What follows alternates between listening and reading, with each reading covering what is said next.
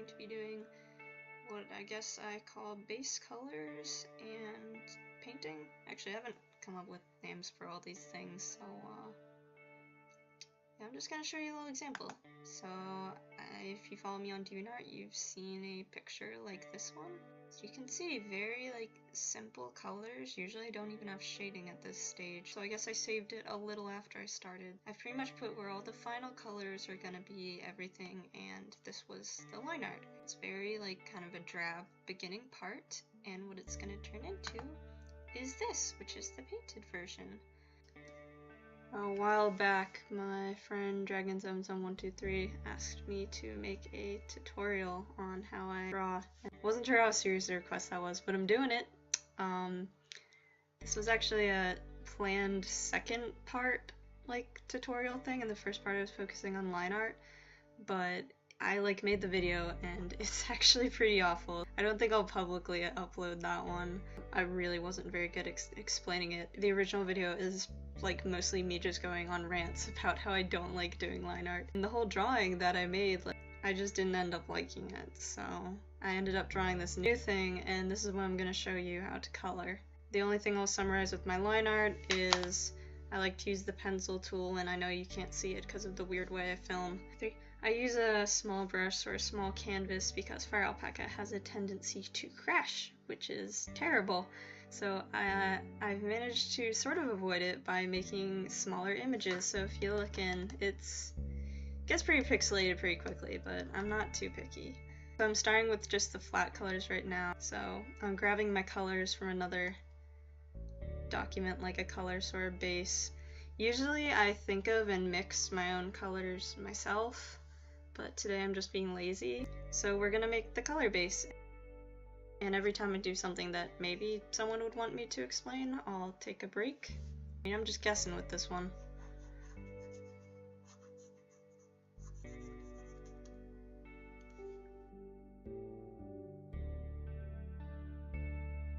I guess you'll be seeing things and I'll just like forget to explain it and then realize later I'm using the watercolor brush, which I really like to color, mostly because FireAlpaca doesn't get really big like brush sizes, so like watercolor is one of the biggest, which is probably why I use it to base color the most.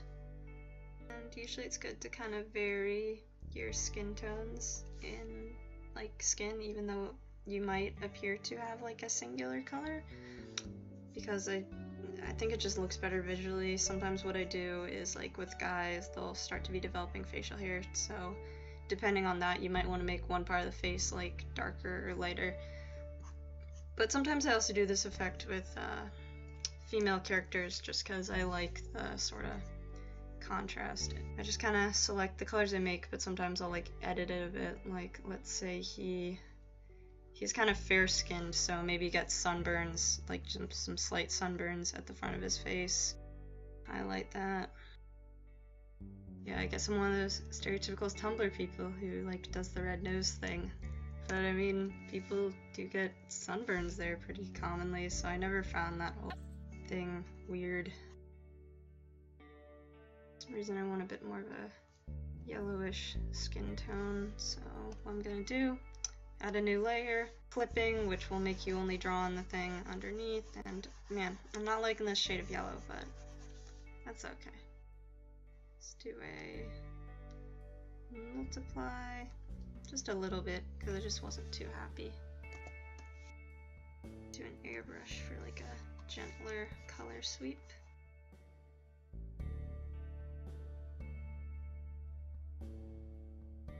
I did Control L, and levels allows you to like mess with things a little bit.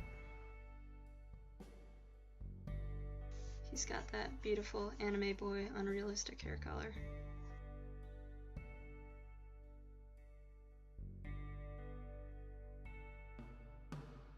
Output kind of gets rid of the colors a bit, but it can also let you lighten things. But will kind of burn things.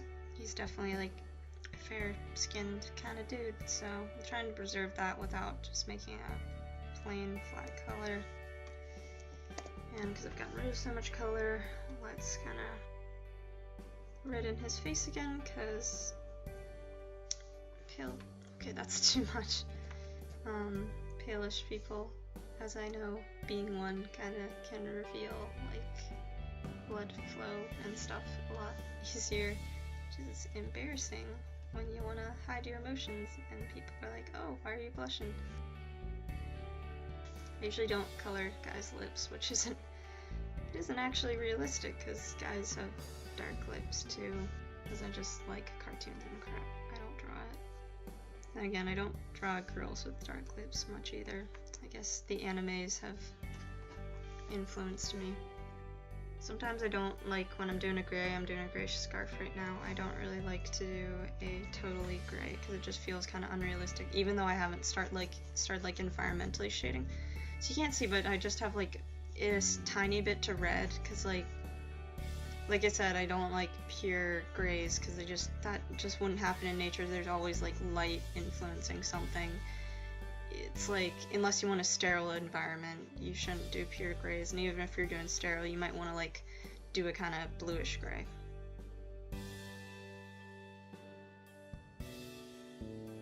Let's start blending to bluish.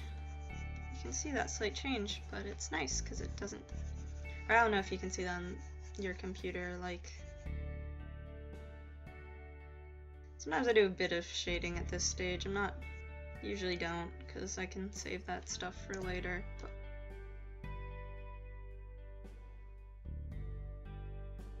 But I don't really like plain black line art, though I will sometimes use it, depending. I used a little, it's like on the side toolbar. For me, it's above paint bucket. It's just like I drag and create a pure color shape. That's a good color. I didn't want this because it's too bright. Didn't want this too dark. It's kind of good, like middle-ish thing. I'm gonna do multiply. Hold on, I might go back and make around his eyes a little darker. Because, I don't know. I just want his eyes to pop because I grew up with animes and that's a common thing. Wow, his eyes are super dark now. Ooh. I just realized I didn't put the shirt under that, but that's okay. I can just go over it. So basically, you noticed I just did a crazy thing where I just merged everything into one layer, and I always do this. Like I usually have like my foreground and my background as different layers, and that's like what I work with. And it's kind of crazy. Like it was like a little weird for me to start merging layers at first, but then it just became the way I draw. I do more painting than like line art stuff, so really layers don't matter that much unless you have to do like a major background edit and then you're like, shoot, I merged to layers, now I have to like draw around my person. So it's, yeah, get used to merging stuff. I'm at 2 layers right now.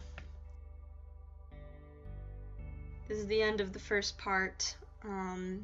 Next part we're going to be doing painting, maybe a bit of background. I'm not sure how many videos I'm going to split this up into.